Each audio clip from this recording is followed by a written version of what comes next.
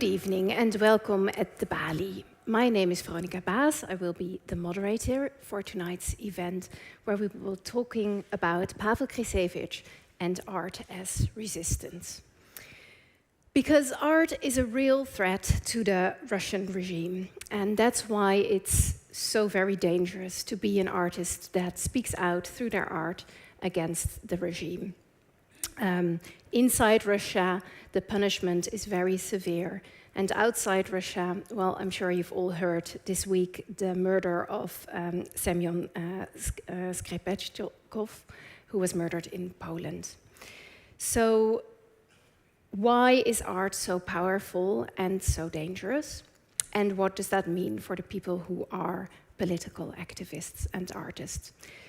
That's what we will be talking about tonight, about art as resistance, about political prisoners in Russia, and that means that we will also be talking about the work and the life of Pavel Krisevich, who spent 3.5 years inside the Russian prison system because of the performance art that he made. And we are incredibly happy and honored that Pavel will be joining us here live tonight. As some of you might know, he was actually supposed to be here in April, but the Dutch government denied him entry. But luckily, France, in the meanwhile, has given him a humanitarian visa, so he can still be here tonight, he and his wife. But before we welcome Pavel Krisevich to the stage, I want to introduce you to Paul Alexander. He's a Dutch journalist, a historian, and an author, and he just published the book Bloed, As en Tandpasta at uitgeverij Jurgen Maas. It translates as blood, ash, and toothpaste, and they are the materials that Pavel Krisevich uses in his work. And Paul will tell us about the Russian prison system, about political prisoners. Maria, please join. You're right in time. And about how he got introduced to Pavel Krisevich. Can I have a very warm applause for Paul Alexander?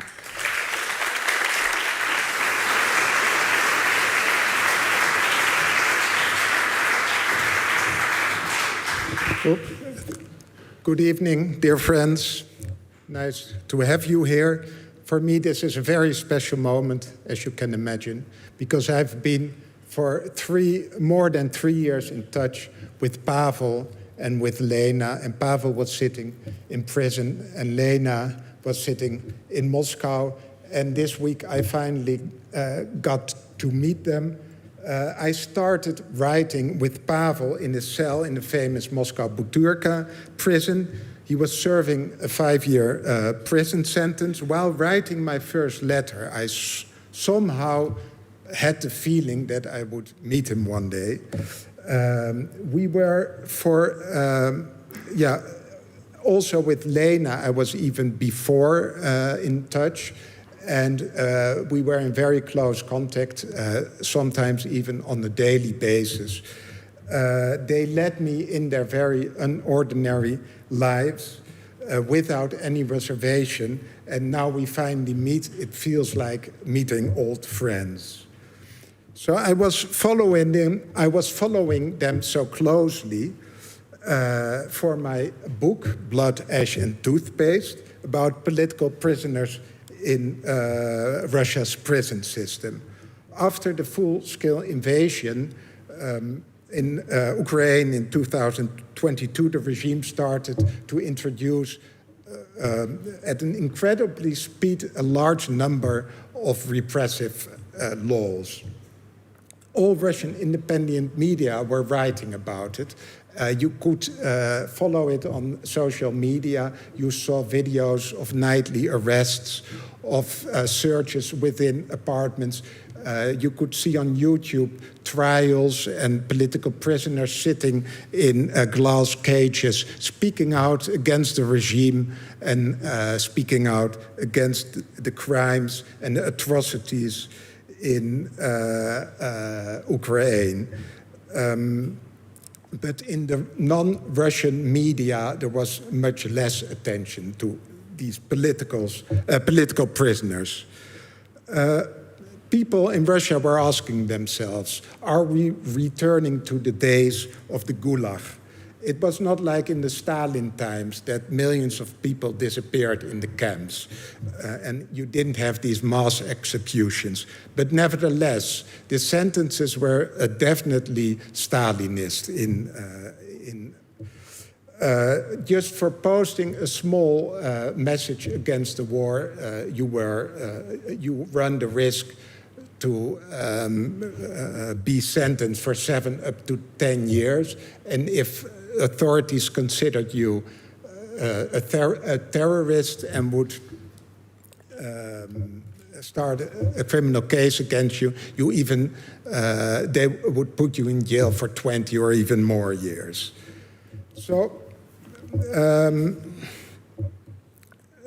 altogether, there are more political prisoners now than in the late Brezhnev years. Maybe later we can talk about the exact numbers because there are different views on this. I think studying the figures that you can safely say you have between 2,000 and 3,000 political prisoners now in Russia's prison system.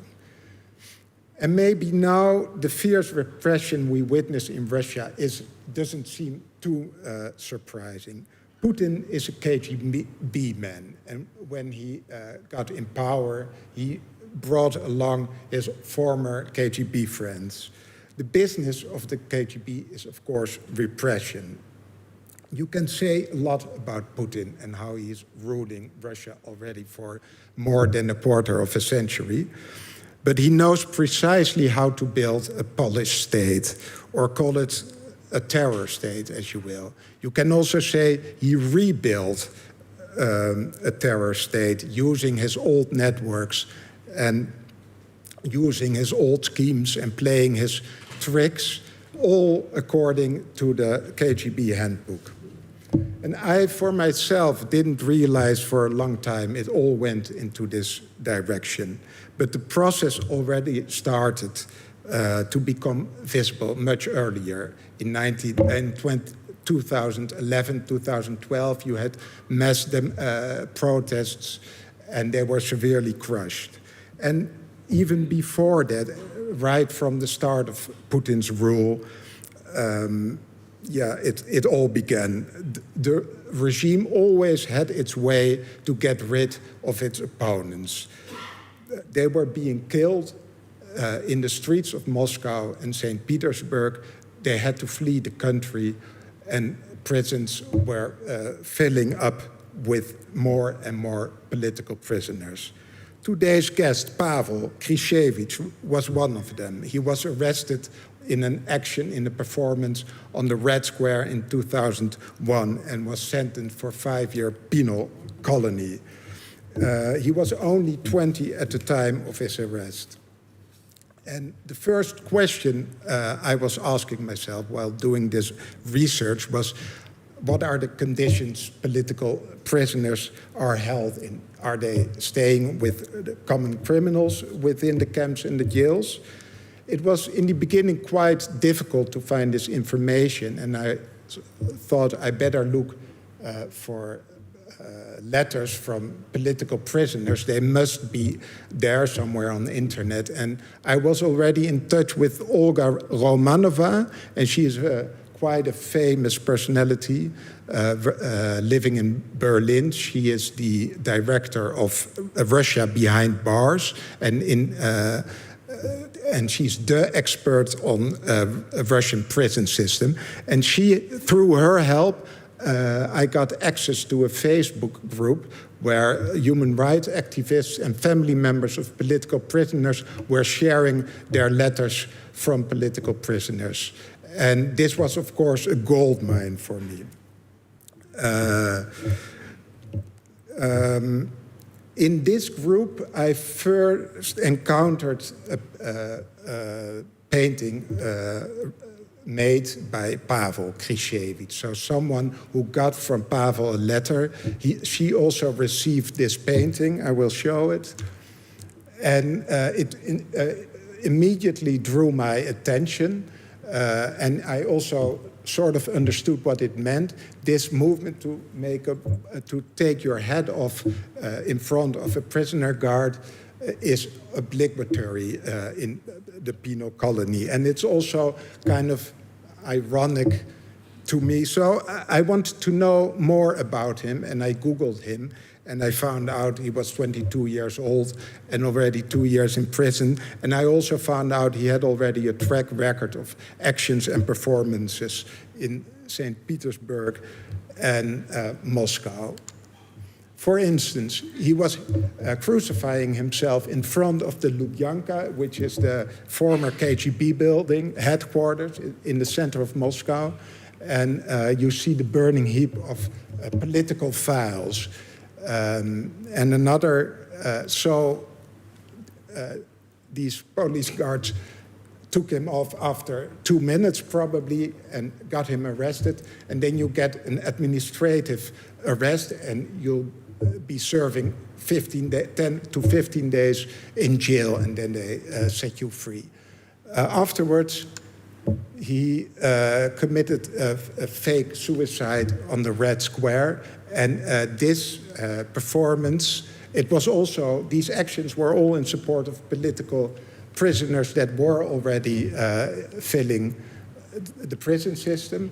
And for this work, he was arrested and they started a criminal case against him. And then he was sentenced.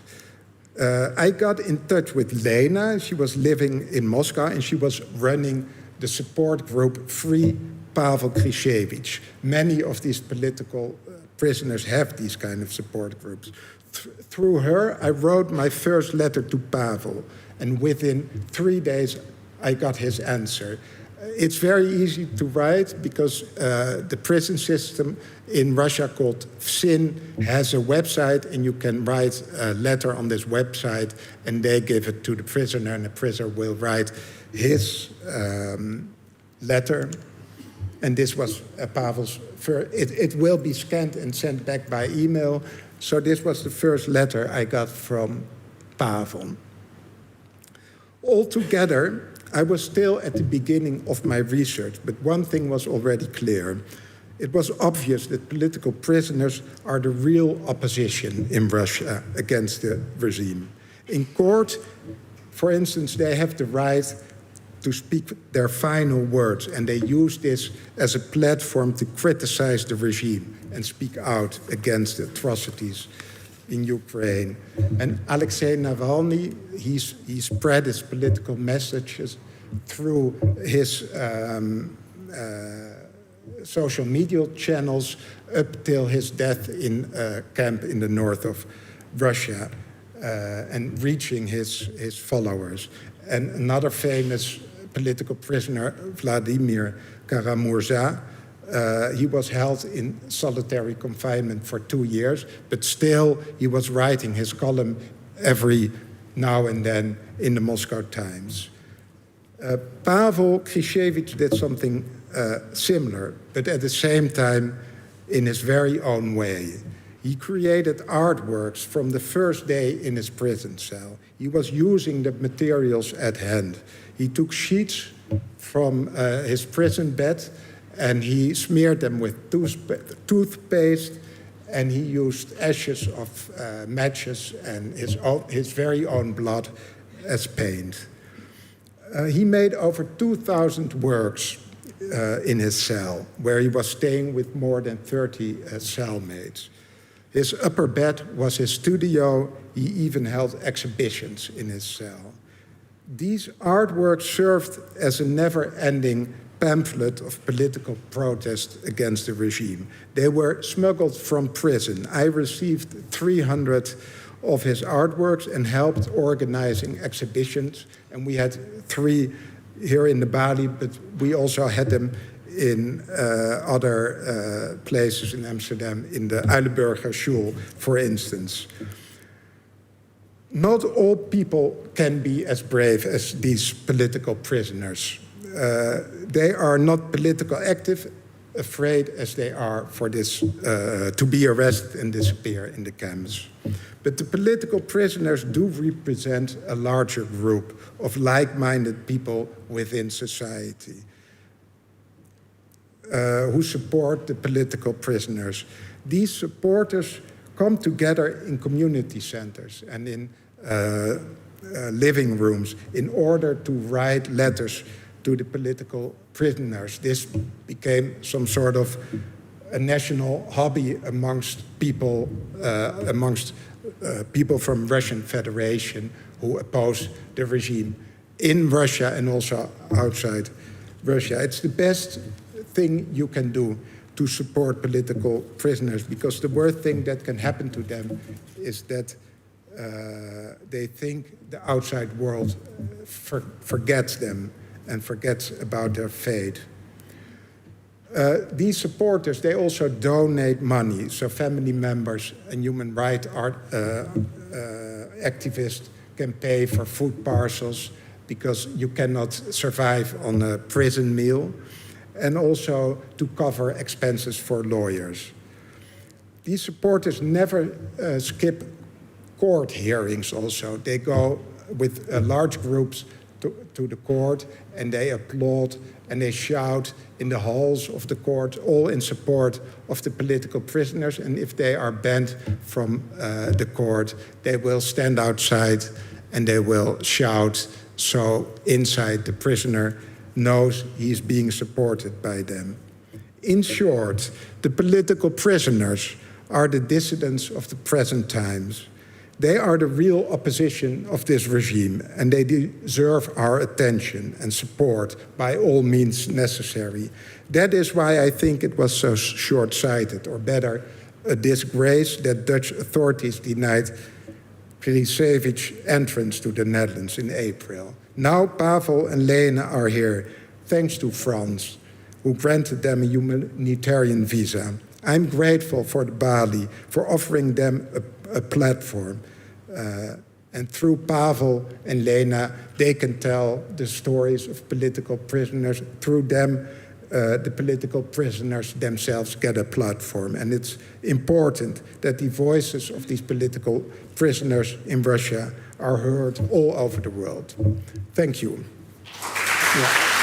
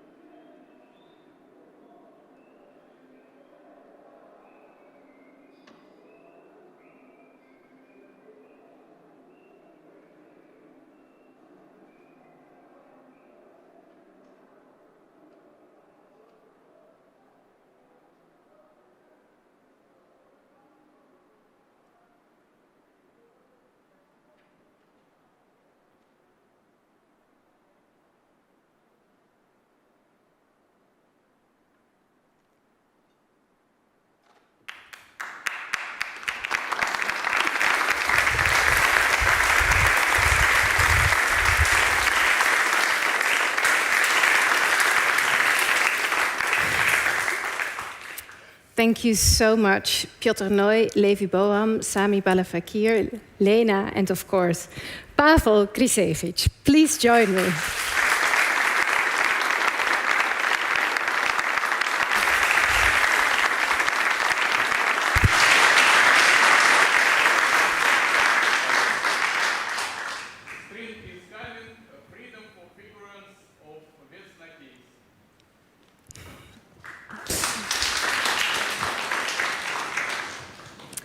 Yeah, please have a seat here with us. And behind the scenes, we have Asiele Kamal, who will be interpreting tonight. So we can have a conversation. I'm very happy that you're here. I'm waiting for you to fix the interpretation device. I'm very happy that you're here. Can you maybe tell us what we've just been looking at? If this is...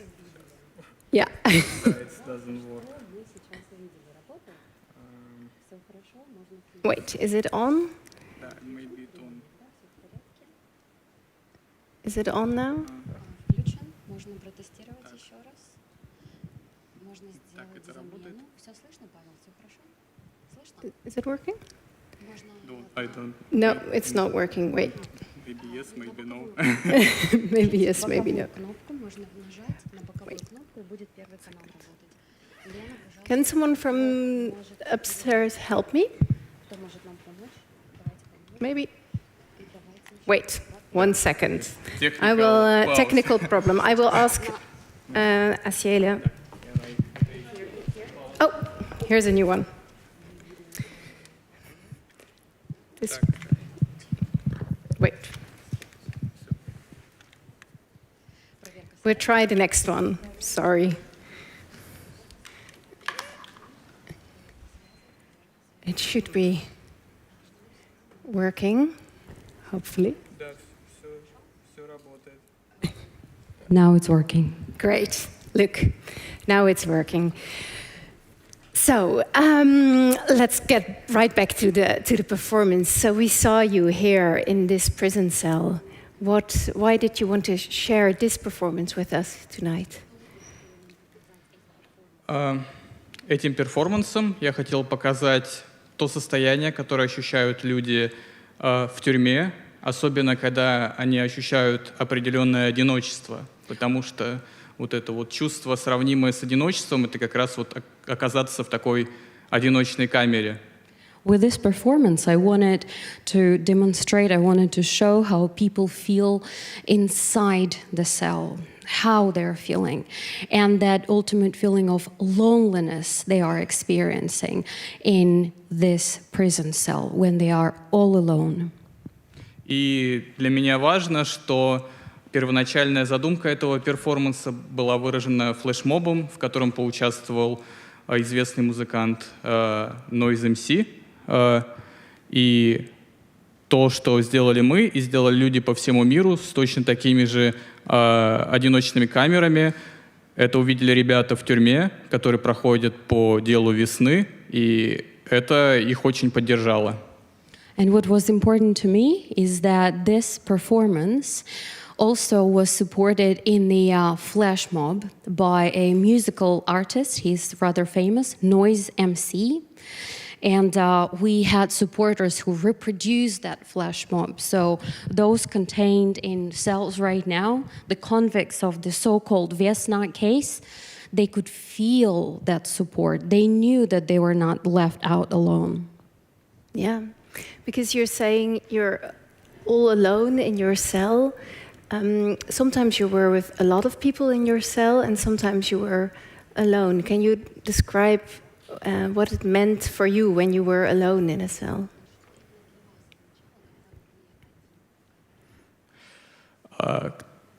Даже оказавшись в камере, где сидит 30 или 40 человек, ты можешь ощущать себя одиноким, потому что одиночество, будучи репрессированным, одиночество выражается в том, что ты остаешься один на один с системой. Ты можешь быть окружен людьми, но эти люди просто твои сокамерники, которые находятся в точно такой же беде. И когда люди видят, что их поддерживают со свободы, что им отправляют письма, это дает им сил справляться с репрессиями и с тем давлением, что им выпало.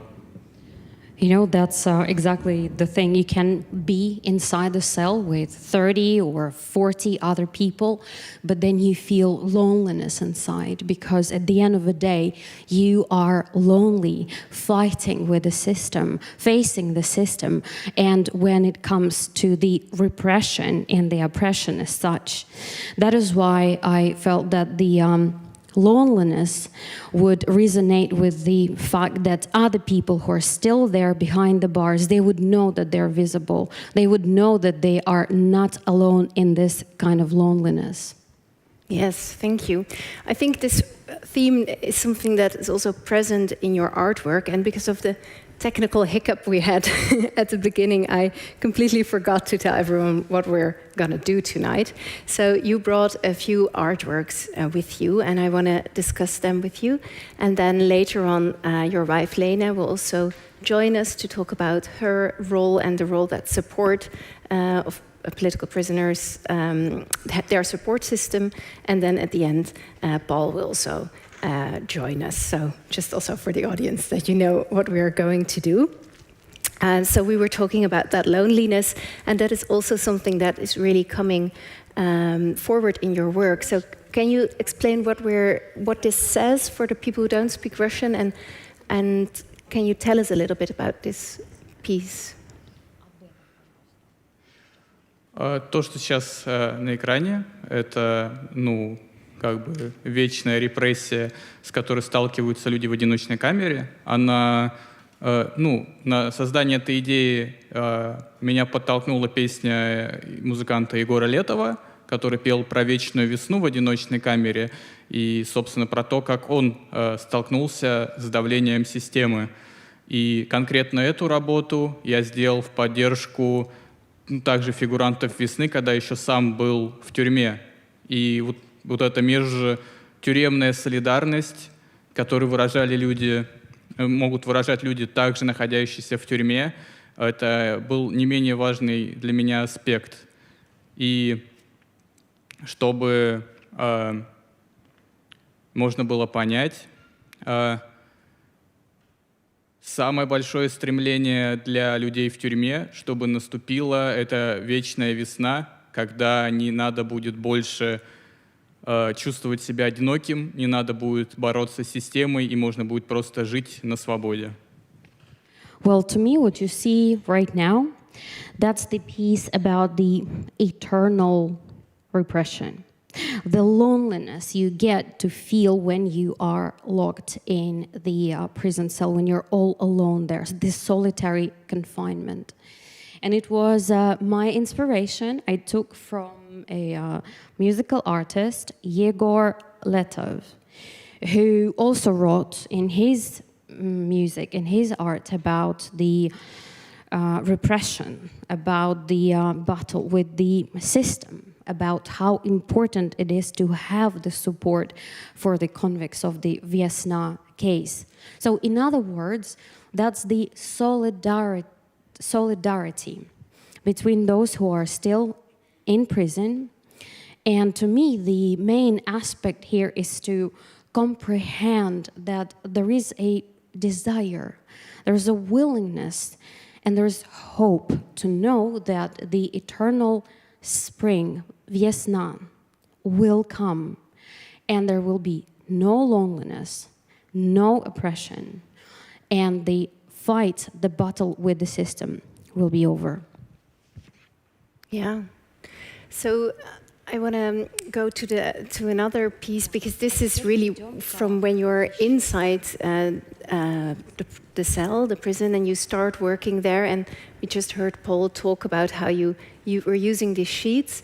But then you also brought this, which is, if I understood correctly, more depicting something from before you were in the cell. So were you, when you were in the cell, also thinking back at how you got there?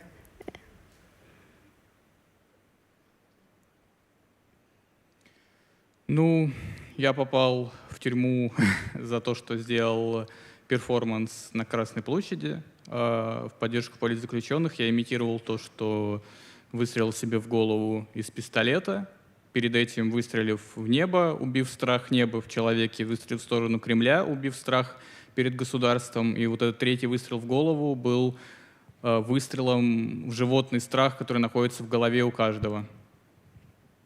Well, I got there, I was imprisoned for my performance act that I did in front of the Kremlin. And it was the act of suicide. I shot myself, and there were 3 shots. 1 to the sky, to myself, and then to Kremlin, to symbolize the killing of fear. The killing of fear as such, above, inside myself, and also towards Kremlin, as the fear of the state as such. So that's how I got in there. Yeah. So how did you kill the fear in yourself?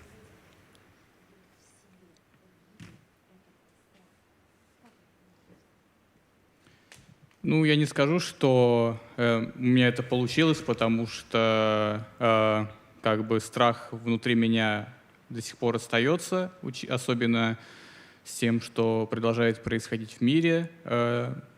Страх за людей и их жизни, за то, сколько людей находится в заложниках в тюрьме, и что с ними может случиться все, что угодно. И поэтому можно сказать, что с каждым днем я боюсь все больше, но при этом стараюсь обуздать этот страх в тот момент, чтобы сделать что-то яркое, чтобы привлечь внимание к проблемам, которые я очень сильно боюсь. Well, I wouldn't say that I actually did overcome my fear. The fear is still inside me. The fear about the world we're living in, the fear about people and their lives, the fear about those who are still being held in prisons.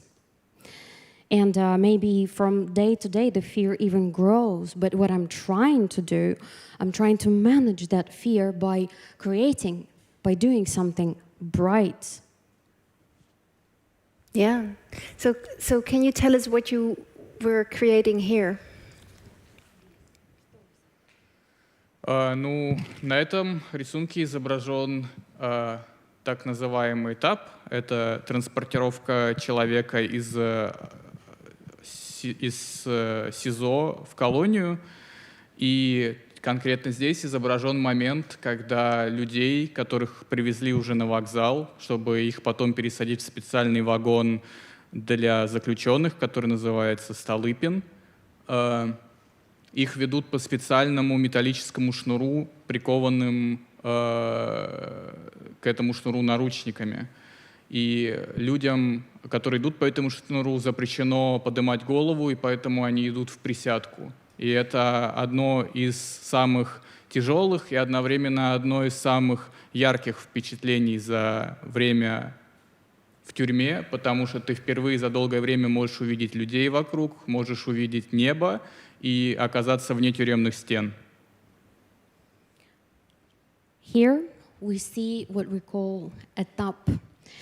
In Russian, it means the transportation from the temporary place of confinement, СИЗО, to the prison itself, to the penal prison. So this is when people are brought to the train station, and then they're transferred to a special train car, a wagon, and the wagon has a name, Stolypin. And basically what happens is that they're being held and people are also handcuffed. It is not allowed to keep your head high. So they're basically crawling, they're sitting, and they're moving. That's the process. And it was one of the brightest and the most peculiar experiences that I felt and the memories that I had, because you see the people, you see the sky, you see the surrounding, but what you see is heavy. Yeah. So this is really the beginning, and then you enter the prison system. So when did you know? So you were you were doing staging performances before, and then you're in this prison cell, and then you become an artist that works with paint or with blood, in your case. So when did you said you were combating the fear by being creative? When did you know that you were going to do that?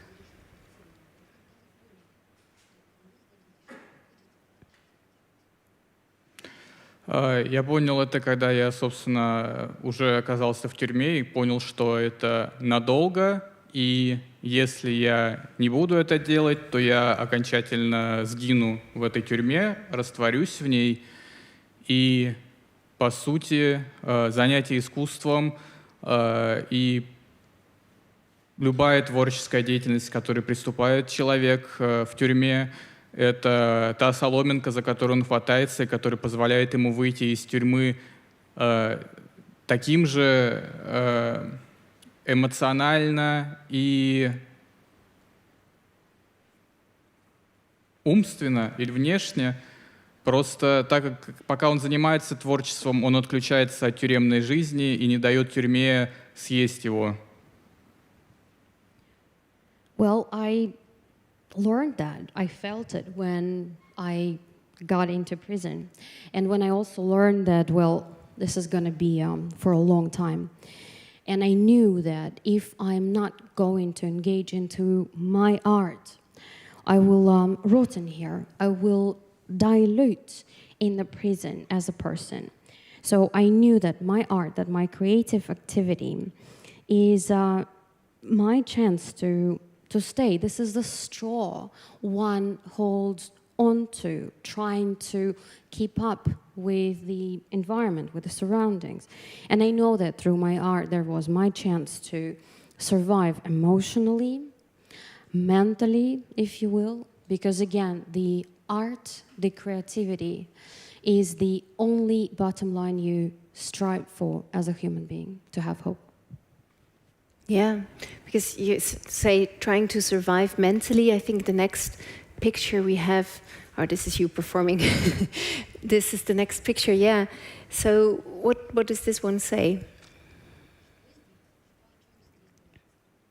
На этой картине отражено вот то чувство, когда ты устаешь все видеть вокруг. Ведь пока ты находишься, собственно, в тюрьме, ты видишь это не только своими глазами, но ты ощущаешь все происходящее и своим сознанием, и тебе не обязательно смотреть на окружающее, ты всегда будешь разные тюремные аспекты воспринимать слухом, либо просто инстинктивно, и поэтому тебе очень сложно скрыться где-то от тюрьмы. И поэтому занятие искусством — это и письма, которые приходят политзаключенным, и общение с близкими — это вот то единственное, когда ты можешь перестать жить тюрьмой, в которой ты оказался. This piece of art is about the feeling of being tired, of growing really tired, seeing with your eyes what's around you. It's one thing, you know you are in prison.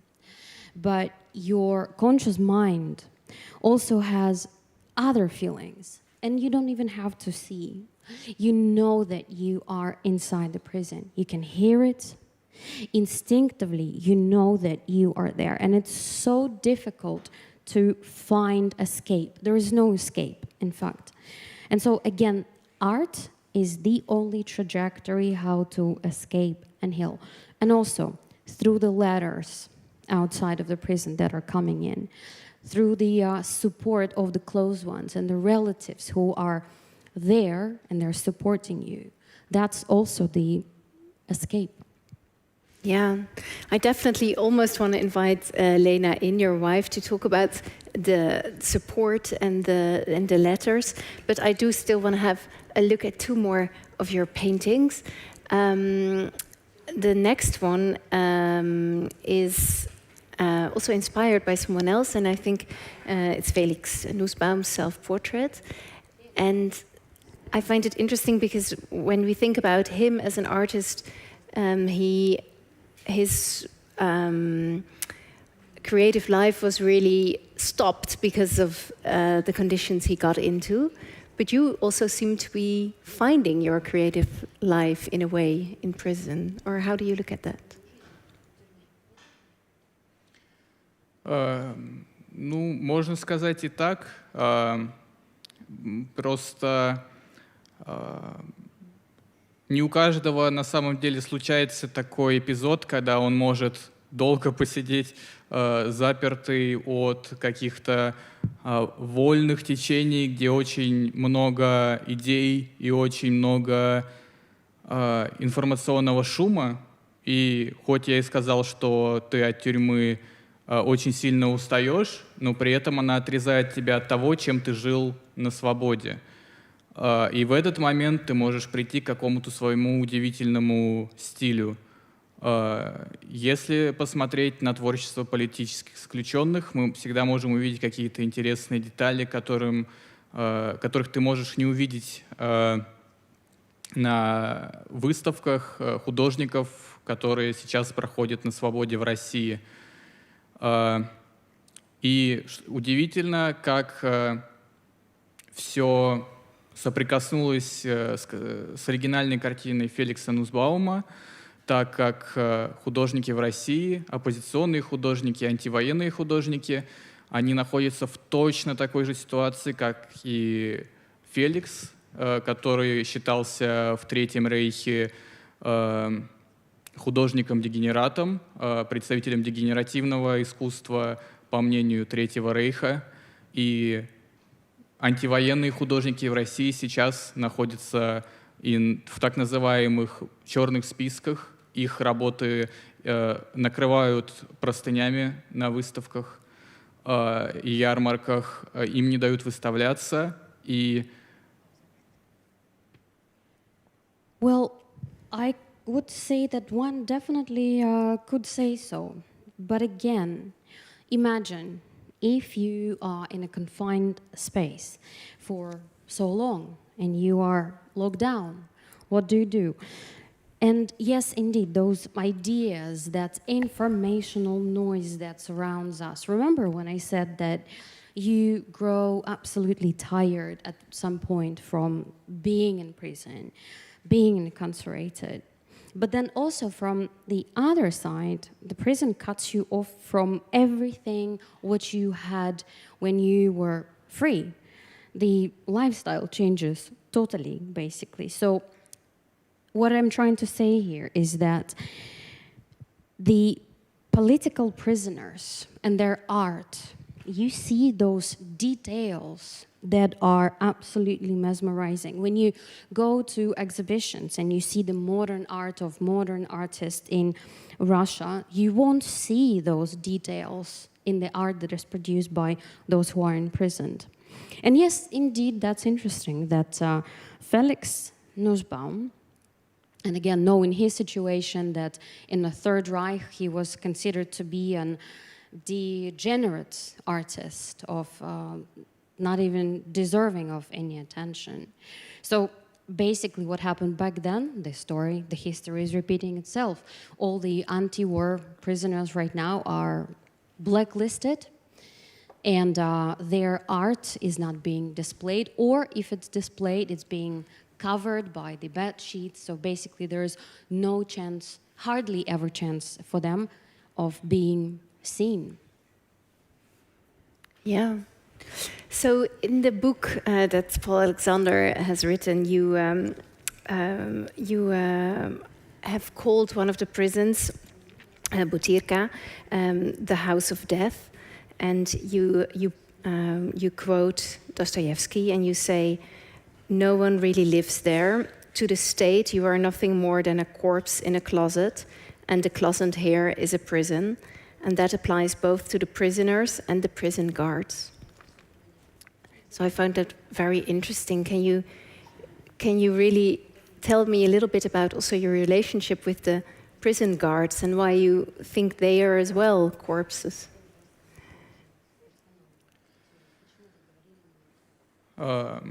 У тюремной администрации, у сотрудников тюрем есть особенность, что порой со своей работой они отбывают в тюрьме гораздо больше времени, чем, собственно, те, кто в этой тюрьме сидит за свое уголовное наказание. И порой это на них влияет как в положительную сторону, так и в отрицательную. И в отрицательную в том, что они перестают ощущать людей действительно живыми, что, собственно, и сказано в книге. И как будто бы они уже сами в этот момент не живут. Но при этом те, на кого тюрьма повлияла положительно, они, наоборот, понимают, в какую ситуацию попали люди, потому что охранников, или как их называют в тюрьме, продольные, или вертухаи, как еще идет с советских времен, они понимают, что их сейчас с работы в течение целого дня, потому что они работают сутками, ждут их родные, и они не могут выйти из тюрьмы, как мы, и они начинают, наоборот, как-то помогать и делать послабления. И это тоже интересное наблюдение, что ты видишь, как тюрьма может влиять на определенных людей. Well, you know, the administrative personnel of the prisons, they're also serving their time. And sometimes their time is even longer compared to those who have been convicted for criminal cases. And yes, indeed, you can see that sometimes their character change to the positive or to the negative side. And when it comes to the negative side, they stop feeling that people around them are alive. And my guess is that they do not feel alive themselves anymore, and that's how they treat everyone. From the other side, you see those who had, let's say, that's a positive influence, and they also comprehend, they start understanding that people, the prisoners, they serve time. And by the way, in Russian, the word for those who are there, for the prison guards, are продольные, the parallel ones, or vertuchai, which comes from the history of the Soviet Union, called the upper line, the upper personnel.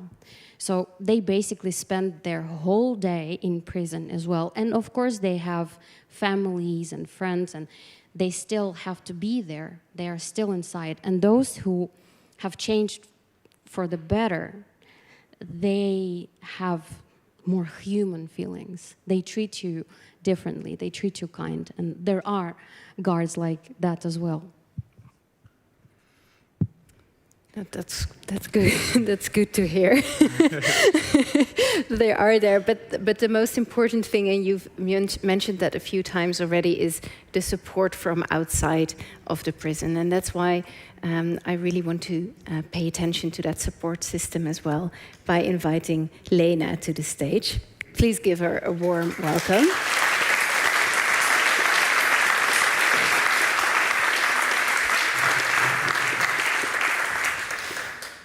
Yes, thank you so much for being here. So, Paul just already told us that you were like the leader of the Free Pavel Krisevich support group. How did you become active as a supporter in the first place?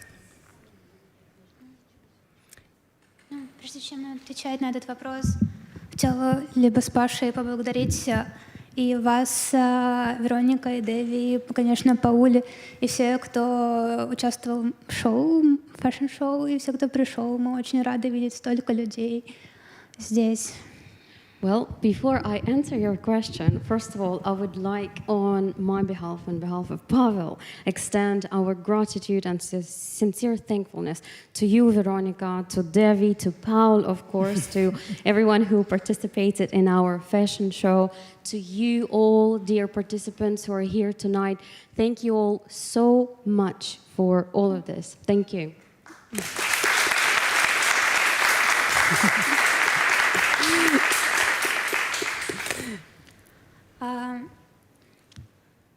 Все началось с того, что я написала Паше письмо. Я, наконец-то, собралась это сделать после того, как он уже год сидел в тюрьме. И получила ответ. Это был очень красивый ответ, и в него был вложен рисунок. А на рисунке был нарисован морозный узор и такой краской, похожей на кровь. А потом я поняла, что это кровь. И я подумала, охуенно. Well, you know, it all started with one letter. That letter that I sent to Pavel. And by that time, he was already in prison for 1 year. So I sent a letter and I received a reply. And the return letter also had a painting. It was, you know, that kind of like a frostbite, you know, a beautiful piece. And there was something that I thought it looked like blood. But then I realized that it was a blood. And I thought, what the fuck? So what was it in the letter that made you continue to write? Я поняла, что будет очень просто вести кампанию поддержки Паши. Это просто выкладывать его письма и рисунки.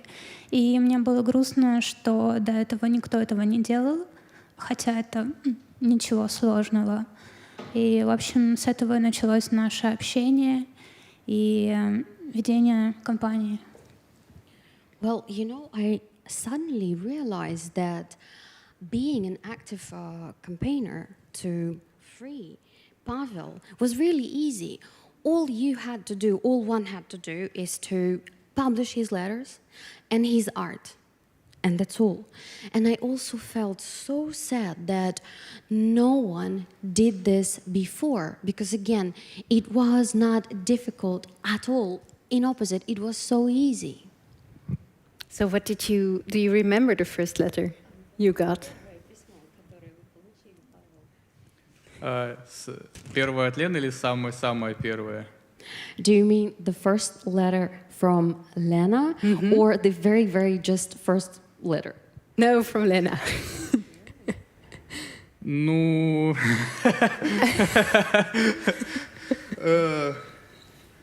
Maybe say yes. Yes. It's better to say that.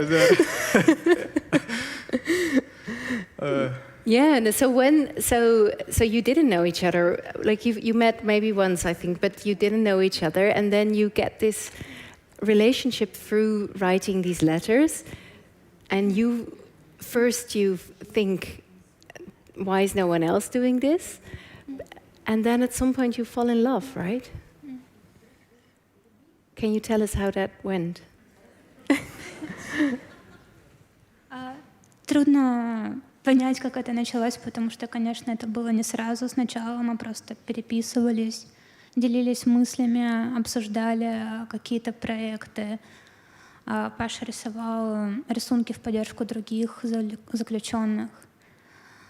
Вот, но в какой-то момент, когда эта любовь, я не могу назвать, как-то все очень постепенно. Well, you know, it's actually hard to tell how it all started and where and when it all started. You know, we got into writing to each other, we started exchanging letters, we discussed the projects, we discussed potential prospects, and also Pavel produced a lot of art, a lot of paintings, also in support of others.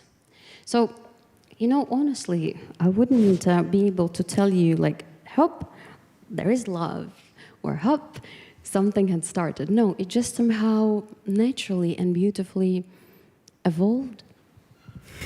Yeah. And then I think it's, so when was the first time that you actually got to meet each other? When you were having this relationship through letters? Pavel. Ну, мы впервые увиделись на судебных заседаниях, можно сказать. Ну, точнее, нет, самая первая наша встреча, она была еще в 2020 году. Мы встретились совершенно случайно в Москве на Пушкинской площади. Я сидел и ждал мероприятий. Тут ко мне подошла девушка с подругой и сказала, что «О, вы, типа, Паша Крисевич, я вас знаю». Well, you know, we met during the court hearings, of course. But no, wait, actually, our very, very, very first meeting took place back in 2020. And it was a complete accident. Back then, I was in Moscow. I remember I was there sitting on the Pushkin Square. And then I see two ladies approaching me, and one of them came up to me and said, Pavel Krisevich, that's you.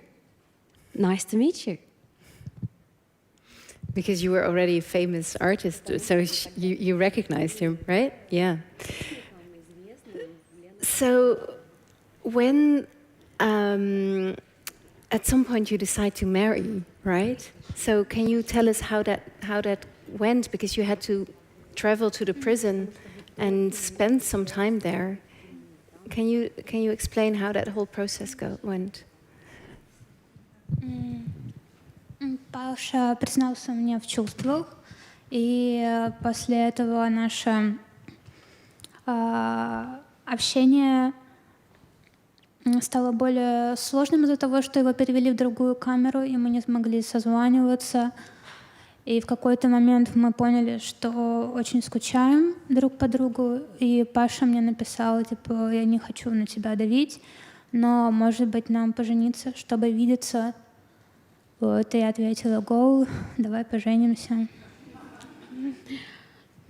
Pavel told me that he had feelings for me, and we continued our communication, but it became difficult at one point. He was transferred to another cell, so calls were no longer allowed, and we knew that we miss each other.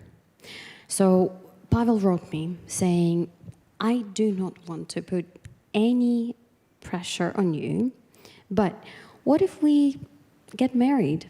Then we'll have a chance to see each other. And I replied to him saying, go, let's go for that. Let's do it. Yeah, so what was it like to travel to the colony? Сначала была очень долгая бюрократическая процедура, чтобы получить все одобрения для брака, получить все заявления, которые постоянно терялись. Но мы прошли через это, и сотрудники шли навстречу, потому что я из другого города, я из Москвы, и мне нужно было приезжать в Санкт-Петербург, и они понимали, что у меня нет возможности ездить часто. Вот. А в сам день я приехала вместе с сотрудницей ЗАГСа и мамой Паши, одной моей подругой. Мама, maybe translation? It was a long and lengthy bureaucratic process through the paperwork and all sorts of applications, which got lost endlessly, etc. And also before I traveled, we had to collect and do and fill in all the paperwork. But the administrative personnel, they were accommodating. Some of them, they were rather supportive because they knew that I'm from a different city, I'm from Moscow, and they knew that I could not afford traveling to St. Petersburg very often. And on the day of the wedding, I went to the prison with one employee of the marriage or the marriage registration service, with mom of Pavel and with a friend of mine. And then? И мама Паши привезла букет для меня и ботоньерку, карман для Паши. Вот, и я пошла уже туда, в тюрьму. Мы договаривались, что я принесу камеру, и Паша писал заявление. Но на входе сотрудник сказал, что нельзя приходить с фотокамерой, что заявлений никаких нет, что я не могу ее принести. Мы стали спорить, я уже была в плохом настроении, я сдалась. А потом он сказал, что нельзя принести и букет. И я психанула и сказала: да ничего вообще не пропускайте. И расплакалась, и, не знаю, видимо, он расчувствовался. Позвонил своему начальнику, сказал, что вот здесь жена Крисевича истерит. И тот на него наорал, сказал: какого черта, у людей такой праздник раз в жизни, а сфотографируй их на тюремный фотоаппарат. Вот, и так появились эти фотографии. Когда сотрудник нас фотографировал, он говорил: почему вы такие кислые, как будто бы в тюрьме фотографируетесь. Well, you know, on a day, Pavel's mom gave a bouquet and a boutonniere, a bouquet for me and a boutonniere for Pavel's pocket. So basically, I went to the prison, and also we agreed that I'll take a photo camera with me. We filled in the required application form, etc. When I got in, the staff member of the prison said, no, you're not allowed. And I said, well, we did fill in the paperwork. And he said, no, we didn't receive it. You're not allowed to bring it in. And that's when I lost it, because he also said the bouquet is not allowed, the boutonniere is not allowed. And I really, really, really lost it. I cried. So that's when he saw me being out of shape. He dialed up his boss, his manager, and said, oh, you know, the wife of Pavel Krisevich is now being hysterical. What do I do? So the other guy tells him, oh, you know what, get our prison camera and take pictures of them using our prison camera. Okay, this is their special day. This is their wedding. And Pavel added that, you know, they were trying to make us smile, and they told us, why your faces are so sad? You're taking pictures as if you were in a prison, are you? So it's, of course, very romantic, but it also really made a difference to your life, right? It's very important to survive, to have someone who is advocating for you on the outside. So can you tell us a little bit about what it meant to have Lena and all the others who joined her support group, so what they did for you and what a difference that made in your life?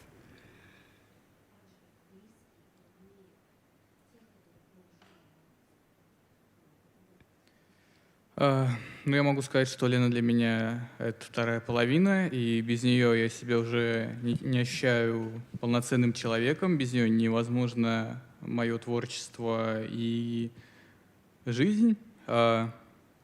И для меня очень ценно, что Лена сейчас со мной, и она сопровождает меня во всех этих эмоциональных сложностях, которые происходят в эмиграции.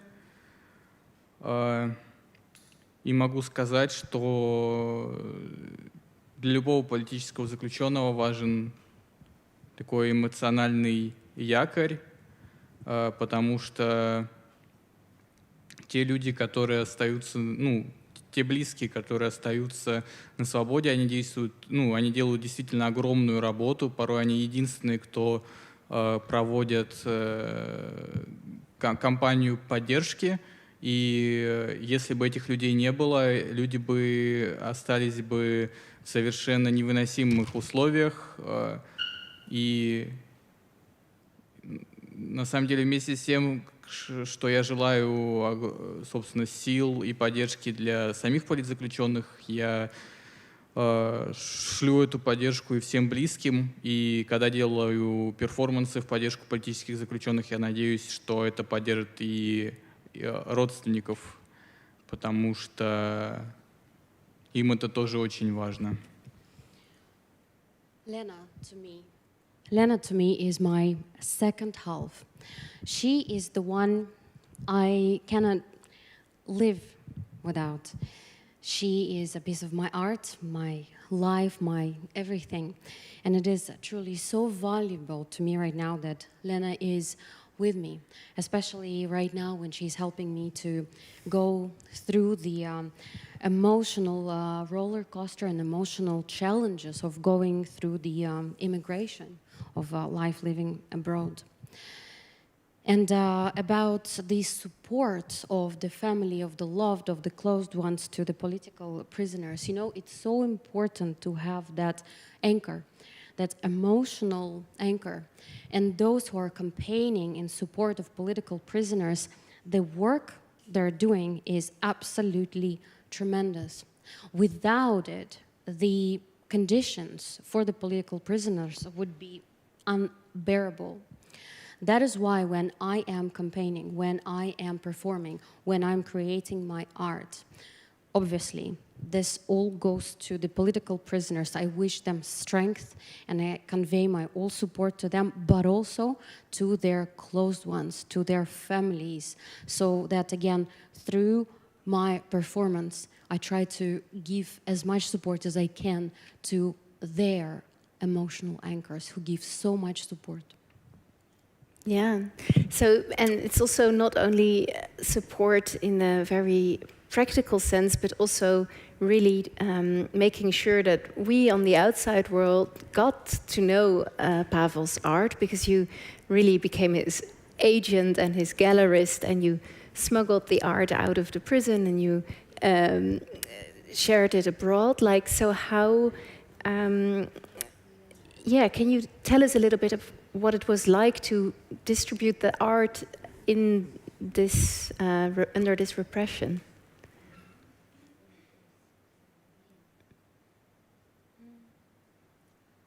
Самым волнительным было это просто получить работу из тюрьмы, потому что никогда не знаешь, передадут их тебе или нет, потеряются они где-то. Но когда ты их уже получаешь, дальше легче. Well, you know, the most challenging or exciting part was about the fact if you are actually able to get his paintings outside of the prison. You never know if they will be delivered or if they get lost or if something happens. So the whole story starts when you're holding it in your hands and you know they're there. Yeah. Ну а дальше, благодаря Паулю, благодаря другим отзывчивым людям, давалось их переслать и просто договариваться о выставках. And then, again, thanks to Paul, thanks to other people who also supported us, we could then send them abroad and, if possible, organize exhibitions. So that's how it went. Yeah. So before I ask Paul to join us again, Elena, lastly, you wanted to also show some pictures of a wedding of your friends. Why is it important? And can you tell us a little bit about this community of other families of political prisoners? Это мои подруги Стася и ее супруг Сергей Командиров. Он осужден на 6 лет, был фотографом Навального за пост. И Саша Попова, ее супруг Артем Комардин. I'm worried. Он осужден на 7 лет за то, что он читал стихи на площади против мобилизации. Вот. И, как говорит Саша, принято считать, что жены, матери, они ждут своих близких в тюрьме. На самом деле заключенные ждут даты своего освобождения, а близкие на свободе работают. И они просто вкалывают, как лошади, чтобы поддерживать и продуктами, делать передачи, которые весят 20 килограмм, это половина моего веса почти, и ты несешь это все на себе. Ведут кампании, группы поддержки, связываются с адвокатами. Если человек болеет, то ему добиваются, чтобы его вывезли в больницу или передали лекарства. Да, я считаю, что это великие женщины, чей труд не видим, но то, что они делают, это большая работа. Yes, these are my friends, Stasia and her husband, Sergei Komandirov, now imprisoned for 6 years. He was the photographer of Navalny. Took a picture, posted, and now in prison, serving a sentence of 6 years. Another family, Stasha Popova and her husband, Artem, 7 years in prison. He was convicted for reading poems on the square about mobilization. Yes, we all know and we all say that the wives, the mothers, the families, the loved ones, they're waiting for the prisoners to be released, and the prisoners are waiting for their term to be over. But if we look at those wives, mothers, all those incredible women who are working like horses, doing everything they can in order to support somehow and do everything in their powers to support their loved ones in prisons. 20 kilograms, that's the shipment you can take and deliver to your loved one who is in prison. That would be half of my body weight.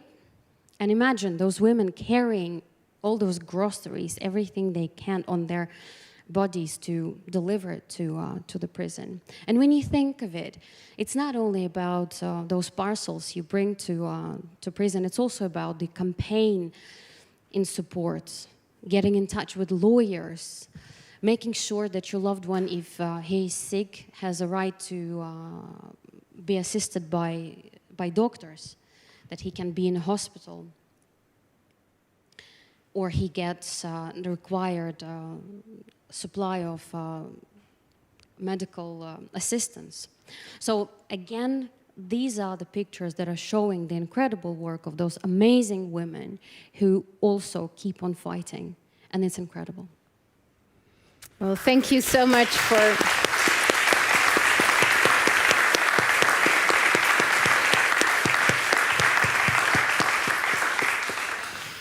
Yes, thank you so much for doing all that work, having done all that work, and also shining a light on all these other women and family members who are doing that. Thank you so much.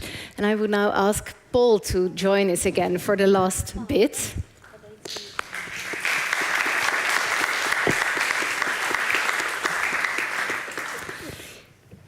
Yes, because I want to discuss with you why art is so scary for the regime, where this fear comes from, because it feels so, on the one hand, it feels like such a powerful regime that why should they be scared of one person standing on a square? And on the other hand, they evidently are, otherwise they wouldn't need to have such ridiculously long sentences. So so how is this system designed and how does that work? Paul. Well, I think they fear independent minds, first of all, and that's why they start repressions in order to sow fear within or amongst the population. So they become followers of the regime.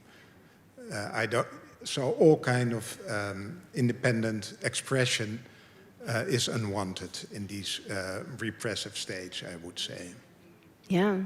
Did you feel powerful? Я думаю, над собой. Powerful as in who? Over myself? Yeah, because of how afraid they were of you. Я думаю, что Пауль на самом деле сказал все очень верно, потому что государство считает, что любая пропаганда и воздействие на сознание людей — это только его монополия. И когда кто-то начинает творить, писать книги, создавать поэмы, читать читать стихи на улице, то тогда эти люди автоматически становятся, если не злейшими врагами, то ложатся под подозрение у любого полицейского государства, которое стремится держать под контролем людей. И мне бы, конечно, хотелось, чтобы меня не пытались как-то контролировать. Well, you know, I truly believe that every single word Paul had said right now is absolutely right. The state believes that through its propaganda, that monopoly of possession for human minds, that is something that belongs to them and they're entitled to do so. And those who create, who write books, who read poems, you know, out loud on the streets, if they don't become their enemies as such, they become suspects of wrongdoings in such a police state. And yes, I, for instance, can speak for myself and say that I don't want to be controlled. Yeah. Yeah, but you are, Paul, you just said between 2,000 and 3,000 political prisoners right now in Russia, and that is more than there were at the end of the Soviet regime, but it's still, among how many people there are in Russia, very few, of course. So it's very effective, isn't it? All these political prisoners, they serve as an example, actually. So the first, they sort of not imprison the most important people, but they imprison the most vulnerable people. So they like to imprison like young children, but also, for instance, pensioners. There is a famous pediatric political prisoner, and she was also imprisoned for 7 years. And it shows the people, everyone is able to be sent to prison.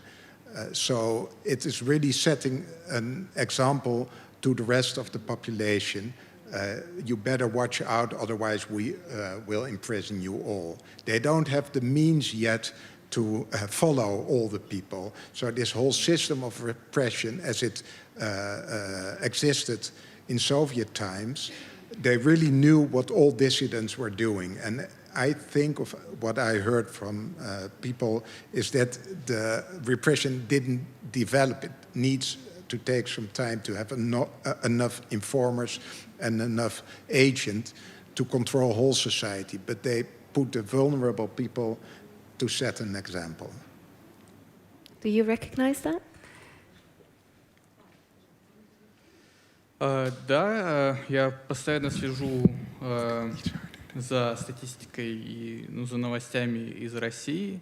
И не так давно мы видели интересное наблюдение о том, что современная Россия обогнала Советский Союз по такому явлению, что теперь в России в течение каждого дня осуждают 2 людей по статьям о госизмене или по схожим уголовным статьям Уголовного кодекса.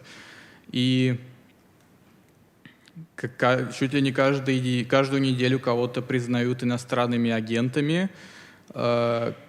По каждую неделю мы видим, что новые организации признают экстремистскими или террористическими, и чтобы стать террористом для российского государства, тебе достаточно просто выступать за защиту прав и свобод человека. И я могу сказать, что мне слишком хорошо знакомо то, насколько ускоряется давление российского государства на оппозицию. И, конечно, хочется, чтобы это поскорее все закончилось, и люди вышли на свободу и а те, кто был вынужден уехал, также вернулись в Россию и продолжили заниматься установлением демократии и защитой прав. Yes, indeed, I can absolutely recognize that totally. I agree with every single word. You know, I'm following the news and the stats from Russia. And you know what's interesting? The latest trend is that right now, the numbers and figures in modern state of Russia are higher than they were in the Soviet Union times. So basically, 2 people are convicted for such a criminal case as a treason to state. They're all traitors to their own country, as they say. Or they are convicted to, similar articles of the criminal code, and that's how it is. Also, on a weekly basis, you see individuals being proclaimed as foreign agents, as organizations who exercise or spread terrorism. And in order to be labeled as such, all you have to do is just to advocate for human rights. So yes, indeed, I would say that I can recognize this all too well. And again, I'm hoping that the oppression will finally be over, that those who are in prison for that will be free. Those who had to leave Russia will return and start building the true democratic state with true human rights. So to answer your question, yes, I can recognize it.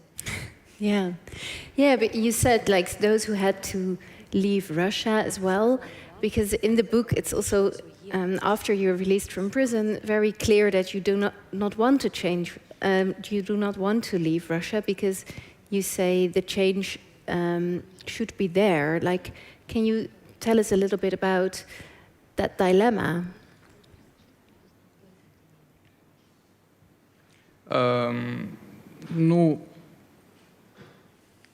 Когда ты освобождаешься из тюрьмы и видишь, что нету каких-то прямых знаков того, что тебя опять могут в эту тюрьму посадить, естественно, ты стараешься остаться на своей родине, потому что там твои близкие люди, родные, там, собственно, имущество, недвижимость, и тебе очень не хочется переживать вот этот вот опыт эмиграции.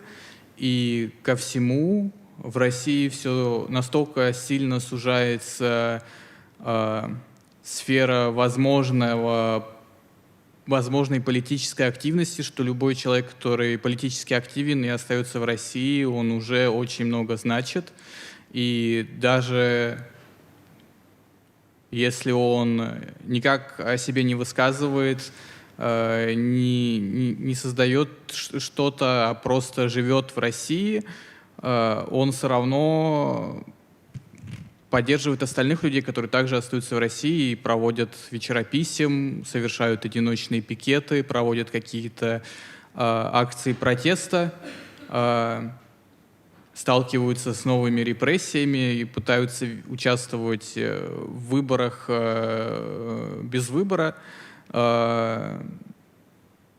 Но да, казалось, что оставаясь в России, можно сделать гораздо больше, и этого чувства мы старались придерживаться. Well, when you're just released from prison, and when you do not at first see those clear and obvious signs that very soon you will be thrown back to prison again, you have those feelings, and they're natural, that you don't want to leave from your motherland, because that's where your family, your close, your loved ones are. That's where you have your apartment. That's when you feel that you don't want to go through the hardships of moving abroad, of going through the immigration. And also, you know that when you are in Russia, when you are in country, you know that someone who stays there is keeping on fighting by living in Russia, by participating in those letter campaigns, by performing, although even it's solo sometimes, going on a solo protest, or, for instance, participating in so-called the elections without elections. So yes, indeed, at first, these were my feelings that I was going to stay. Yeah.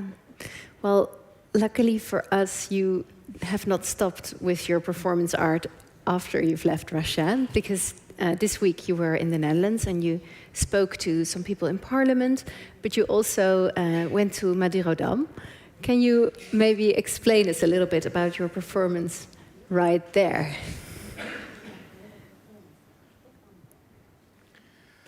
В этом перформансе мы хотели рассказать о жертвах, которые сейчас сопровождают каждый день войны России и Украины, тех невинных, которые, как и Офелия, просто оказались рядом с конфликтом, что, собственно, Офелия в произведении Шекспира, она просто была рядом вместе, в конфликта принца датского и короля, и из-за этого она сошла в итоге с ума и либо покончила с собой, либо погибла. И хотелось вот через такой образ Офелии с картины Мюлле показать то, как выглядит жертва современной войны, и заявить о том, что мы можем остановить происходящую гибель людей в Украине и в России. И если лидеры больших стран, как США, Китай и Россия, перестанут говорить чисто о своих странах и начнут вкладываться в международные органы, такие как Международный суд ООН, располагающийся во Дворце мира, у макета которого я, собственно, и сделал этот перформанс, то мы сможем бороться и с военными преступлениями, и с гибелью людей в результате конфликтов, и с самими конфликтами. Yes, what we did in this performance. Attention to the victims of the ongoing war of Russia and Ukraine. Ophelia, the character from Shakespeare, she was also caught in conflict. She was that victim who somehow was in a close vicinity of the conflict unrolling between the prince and the king. And there were two choices. She was gonna go mad, completely mad, or dead. And it was inspired by the painting of Müller. And the victims right now, and the deaths of people who are caught and who are in the close proximity to that conflict of Russia and Ukraine, and that people die in Ukraine and in Russia. The attention to them. And also, it was a symbol so that such big nations as the United States of America, China, and Russia, if they would keep talking only about their countries, but really talk about the well-being and prosperity of other countries, also through creating and also through such platforms as ICJ, which we know is in the Peace Palace, the famous building in The Hague. So that's why we chose Madurodam, and that was the performance in front of the miniature model of the Peace Palace to symbolize peace and to draw attention to the victims of the ongoing conflict. Thank you.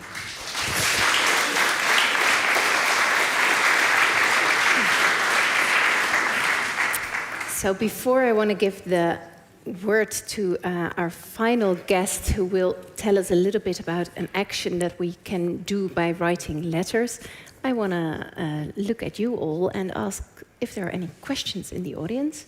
And Davy will come to you if you have them. Good. A few already. They can be asked to Pavel, of course, but also to Lena and to Paul.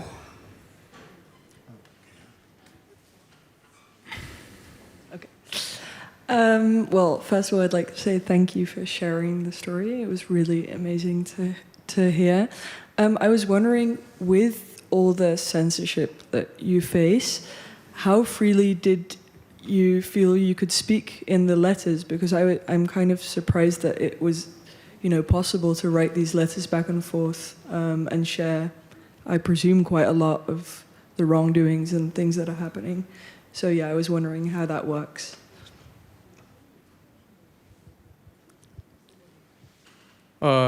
На самом деле, порой в тюремной переписке ты можешь ощущать себя гораздо свободнее, чем в России, чем в свободной России, потому что ты так уже в тюрьме, тебя второй раз в тюрьму уже могут и не посадить.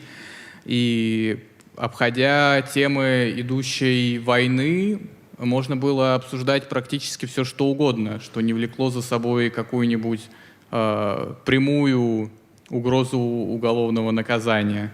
И поэтому как-то и с Леной, и с другими людьми порой очень активно переписывались обо всем подряд. Но это все зависело еще от цензора, от человека, который проверяет письма, и некоторые просто не читали их из-за огромного количества работы, и это тоже очень сильно помогало. Well, it's interesting, but it's actually through the prison letter, from that peculiar way of communication, when you feel most liberated. That's the only means when you are actually free to discuss everything, because you're already in prison. They cannot imprison you for the second time, right? So basically, in those letters, we could discuss all the topics. If you somehow manage to avoid the war topic, then you can basically discuss anything, again, which does not constitute the direct legal penalty. And yes, with Lena and with other pen pals, we've discussed a lot of things. And also, by the way, it depended on the staff of the prison, on the censor himself, herself, because sometimes there were so many letters, the scope was too large, they simply didn't read it. That's why. Thank you. Another there. Over there, yeah.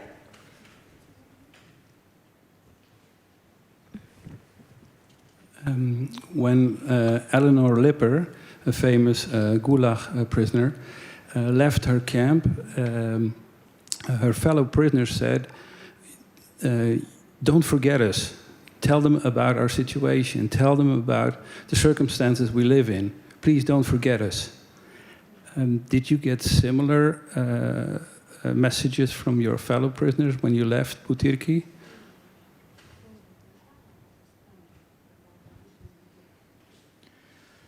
Когда я освободился из колонии, да, мы общались с другими людьми, потому что я сидел и с другими политическими заключенными, например, с Всеволодом Королевым и Егором Балазейкиным. Егор Балазейкин попал в тюрьму еще когда он был ребенком, в 16 лет, если я правильно помню. И за то, что попытался кинуть коктейль Молотова в военкомат в Петербурге. И, конечно, в разговорах с ним мы сошлись на том, что когда мы освободимся, мы будем и дальше рассказывать про его дело, помогать его родным, насколько это получится. И по-другому было нельзя. И, собственно, прожив вот этот вот опыт в тюрьме, хочется дальше освещать дела других людей, которые находятся в других колониях и которых становится с каждым днем больше. Yes, indeed. When I went out from prison. Yes, indeed, we stayed in touch. And yes, I had similar requests from fellow political prisoners because I also met them. We served time together, for instance, with Vsevolod or Yegor Balazeykin, who actually got into prison when he was a kid. He was like 16 years of age, if I'm not mistaken. And he was convicted for throwing the Molotov cocktail to the military point where they were recruiting the soldiers, and that's how he was imprisoned. And yes, indeed, we spoke about it with them, with Yegor as well, and we agreed that when we're free, we will continue telling other people about what happened to us. We will do our best to support the family of Yegor. It's also very important to the close ones of all political prisoners. And again, there are many others serving their time in other prisons. There are many of them. And the worst thing is that day by day, that number grows. Thank you. In the back, I have a question.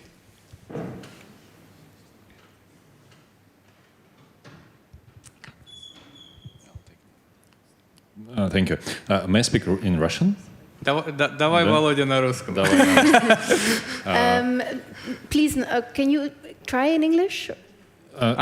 Okay, I'll try in English. I have two questions, actually, Okay. to Pavel. First one, you got in prison before the start of the full-scale invasion, and I wonder how people in prison got this news. How did you get this news, and how did you react on that, and how people around reacted on that? That's the first question. And the second question is anthropometrical question, because we both with you are very tall guys, and I wonder how did you fit into that prison cell and into bed, because for me it was always the biggest concern if I could get in prison one day, because in Russia we have a proverb that anybody can get in prison one day.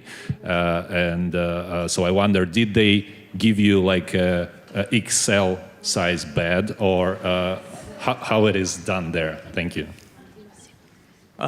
Ну, начну с вопроса про кровать, потому что он самый короткий. Well, let me start with the question about the bed size, because that's the shortest one. Ну, у меня торчали ноги, когда я лежал на кровати, но не сильно, и тут кровать получилась чуть-чуть меньше, ну, несколько меньше, чем она в настоящей тюрьме. Все-таки в какой-то момент, когда делали кровати, соблюдали европейские конвенции.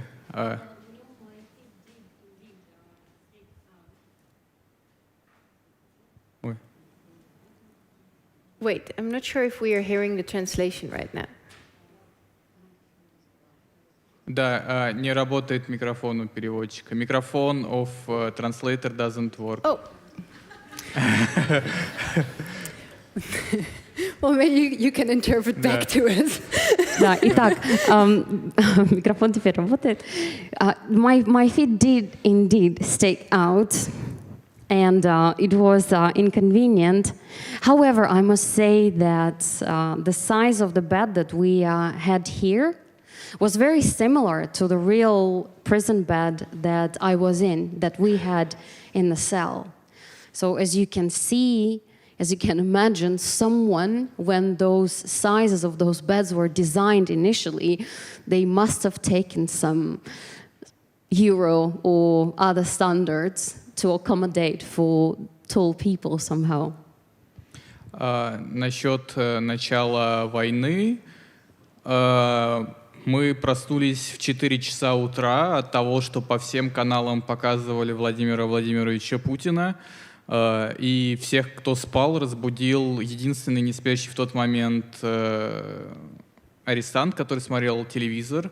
И он сам был из Молдавии в этот момент, ну, собственно, по рождению и приехал из Молдавии.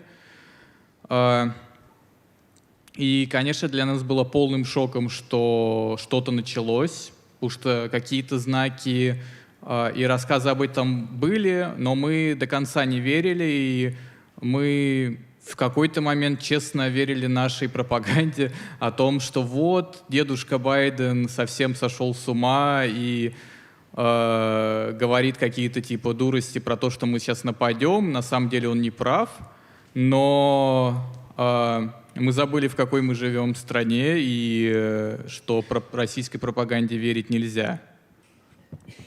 The war. We all woke up at 4 a.m. It was another prisoner who actually woke us up. He was watching a TV, and on all the TV channels they were broadcasting Vladimir Vladimirovich Putin. And that prisoner, our fellow inmate, he was from Moldova. He didn't sleep, he was watching the news, and he told us, and we were all in shock. We were all in utter shock, although, yes, there were signs, but we didn't believe it.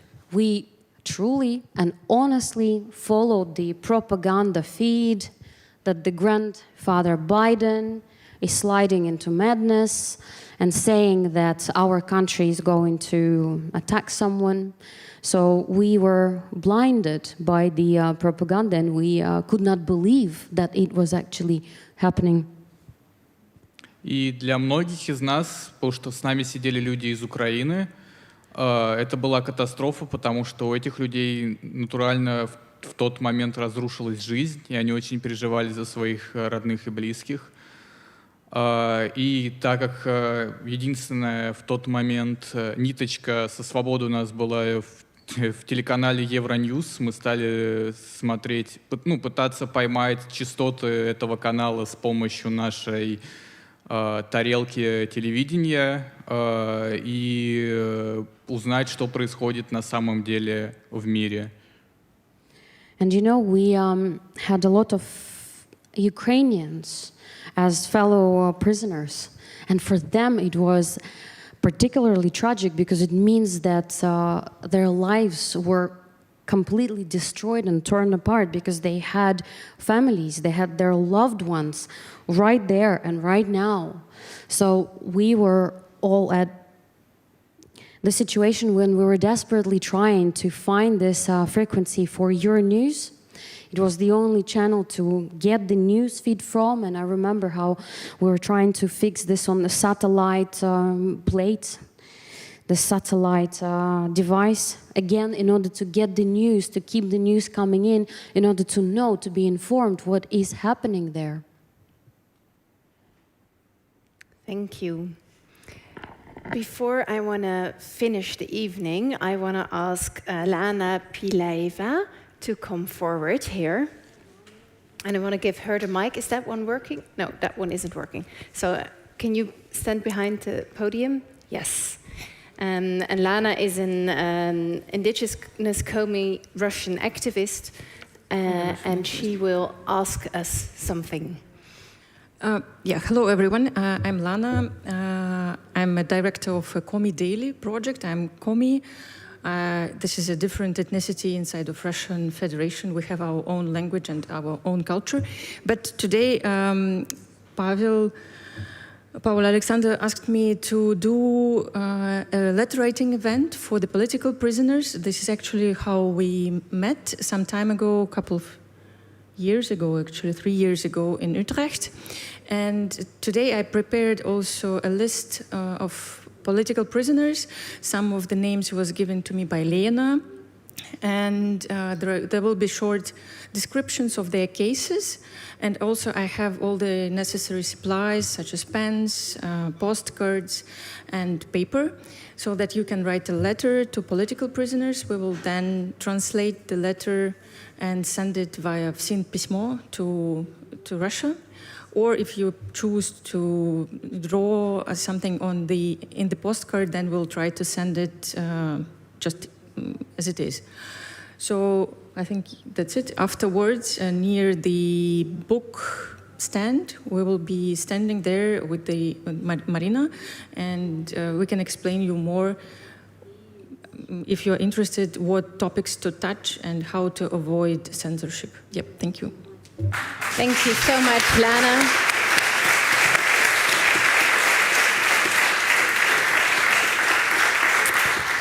Yes, I would urge you to write one of those letters, buy the book of Paul Alexander to have much more details of Pavel's life and work. And I want to thank the models who participated in the performance, and of course, Lena, as well as Paul Alexander and Pavel Krisevich. Can I'd like to say, Pavel's art is for sale, Искусство Павла. so you can reach him personally through his Telegram channel, or you can reach me and we arrange a good price for you. And I think they also want to support political prisoners now, so they put a box also on the table, and you can make donations, I think. And you can scan the QR code. Yeah, so this is their action to support also political prisoners. Apart from the letter writing, that is very important, because that's the lifeline to the rest of the world for political prisoners. Indeed. Yeah. Thank you.